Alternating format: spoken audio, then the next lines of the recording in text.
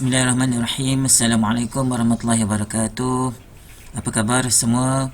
Mudah-mudahan hari ini semuanya sihat-sihat dengan izin Allah Subhanahu Wa Taala. Baiklah, insya-Allah hari ini kita akan teruskan pembelajaran kita untuk pendidikan Islam tahun 6. Hari ini kita akan fokus kepada bidang sirah. Tajuk Perjanjian Hudaibiyah. Sebelum tu anak-anak dikehendaki membuka buku teks muka surat 135, 136, 137, 138 dan 139, yang mana dalam perjanjian Hudaibiyah kita akan mengenali ataupun mengetahui latar belakang perjanjian Hudaibiyah, isi kandungan dan kesan daripada perjanjian Hudaibiyah dan juga hikmah berlaku perjanjian Hudaibiyah. Kenapa dinamakan perjanjian Hudaibiyah? Ianya bersempena dengan nama tempat termeterainya perjanjian ini, iaitu berlaku di Hudaibiyah. Okey, seterusnya, bagaimana berlakunya perjanjian ini? Pada suatu hari Nabi Muhammad SAW telah bermimpi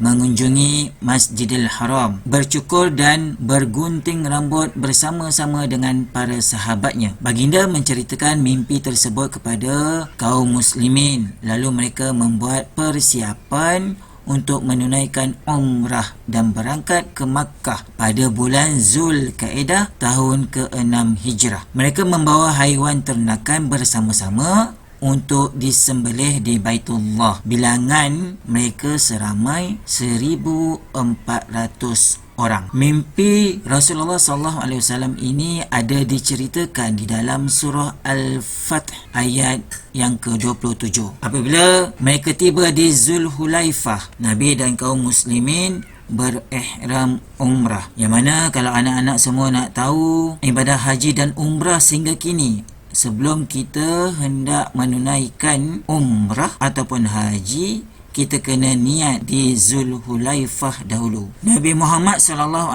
mendapat berita bahawa masyarakat musyrikin di Makkah sedang bersiap sedia untuk memerangi dan menghalang rombongan baginda. Oleh itu, Baginda SAW memilih jalan yang jarang dilalui orang ramai untuk sampai ke Makkah. Mereka terpaksa melalui jalan yang berliku-liku di celah-celah bukit. Semasa dalam perjalanan, Nabi Muhammad SAW memerintahkan kaum muslimin agar berhenti di Thaniyatul Mirar, satu tempat yang berhampiran dengan Hudaibiyah. Kerana apa? Kerana unta baginda yang bernama Qaswa tidak mahu meneruskan perjalanan. Di sini baginda dikunjungi Budail bin Warqa al-Khuzai daripada kaum musyrikin yang bertanyakan tujuan baginda ke Makkah. Maka Rasulullah menegaskan tujuan mereka semata-mata untuk menunaikan umrah. Masyarakat musyrikin Quraisy tidak puas hati lagi. Mereka menghantar beberapa utusan lagi, senang kata nak confirmkan. Antaranya Urwah bin Mas'ud. Urwah meyakinkan masyarakat musyrikin Quraisy bahawa tujuan Rasulullah ke Makkah untuk menunaikan umrah. Maka Rasulullah SAW mengutuskan Saidina Uthman bin Affan, Khalifah Ar-Rashidin yang ketiga, Uthman bin Affan, untuk berunding dengan masyarakat Quraisy. Akan tetapi Uthman bin Affan telah ditahan, lalu tersebar berita bahawa beliau dibunuh. Apabila Rasulullah mendengar berita tersebut, baginda mengajak kaum muslimin berbai'ah untuk bersama-sama mempertahankan hak dan kesucian Islam. Ikrar taat setia yang dinamakan Bai'atul Ridwan berlaku di bawah sepohon pokok. Selepas itu, kaum muslimin mendapat berita bahawa Saidina Uthman tidak dibunuh. Apabila tersebar berita tentang Bai'atul Ridwan daripada kaum muslimin, iaitu orang Islam, kaum musyrikin Quraisy berasa gerun dan mereka mahu perjanjian damai dibuat. Oleh itu, Suhail bin Amru diutuskan oleh kaum Quraisy untuk berunding dengan kaum muslimin. Maka terjadilah ataupun termeterailah perjanjian Hudaibiyah secara bertulis setelah baginda SAW bersetuju dengan syarat yang dikemukakan. Nabi Muhammad meyakinkan para sahabat bahawa ini adalah perintah Allah dan Allah tidak akan mempersia-siakan mereka. Kemudian baginda sallallahu alaihi wasallam memerintahkan kaum muslimin bertahallul dengan menyembelih haiwan ternakan dan bercukur rambut. Akan tetapi para sahabat hanya berdiam diri kerana mereka sedang berduka cita sebab tidak dapat masuk ke Makkah. Maka isteri baginda sallallahu alaihi wasallam yang bernama Ummu Salamah mencadangkan agar baginda sallallahu alaihi wasallam melakukan tahallul terlebih dahulu. Apabila kaum muslimin melihat baginda bertahallul, maka mereka pun ikut bertahallul. Baik, mari kita lihat isi perjanjian dan kesannya. Ada 5. Yang pertama, gencatan senjata selama 10 tahun. Kesannya,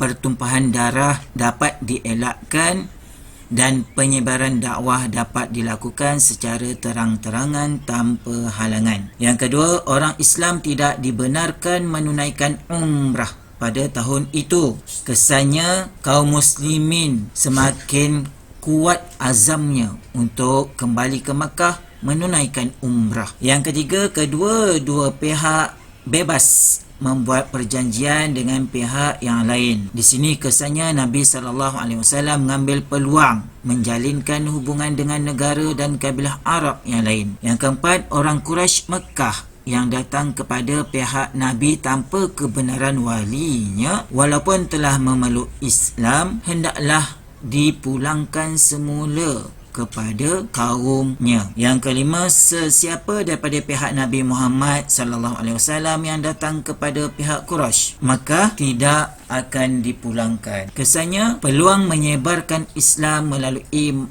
muamalah antara orang Islam dengan bukan Islam di Mekah. Yang kedua, semakin ramai penduduk Mekah memeluk Islam. Seterusnya, mari kita lihat iktibar dan hikmah peristiwa perjanjian Hudaibiyah. Sebagai seorang pemimpin, kita mestilah bijak merancang dan mengatur strategi. Yang kedua, mengatasi masalah dengan tenang dan rasional. Yang tiga, bijak membuat sesuatu keputusan. Sebagai seorang Islam ataupun seorang Muslim, kita hendaklah mentaati perintah Allah dan Rasul. Yakin sesuatu yang terjadi ada hikmah di sebaliknya. Bersungguh-sungguh melakukan sesuatu. Yang ketiga, menepati janji. Sebagai seorang yang dipimpin, kita hendaklah taat kepada pemimpin selagi tidak melanggar syarak. Yang kedua, berganding bahu dengan menyokong pemimpin. Dan yang ketiga, mengamalkan toleransi. Okey, kalau kita nak kaitkan pendidikan civic di dalam peristiwa perjanjian Hudaibiyah ini, tema civic pada bulan ini adalah hormat menghormati. Jadi di sini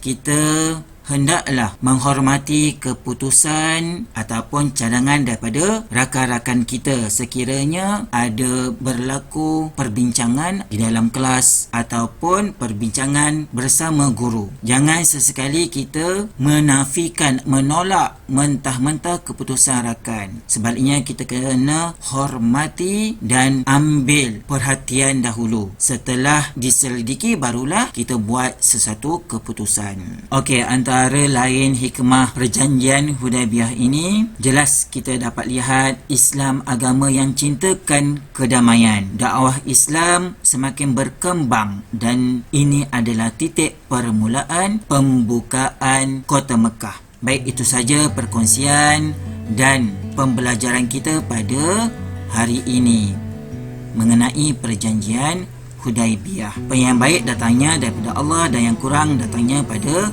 kelemahan diri Ustaz sendiri. InsyaAllah selamat belajar. Terima kasih dan jumpa lagi. Assalamualaikum.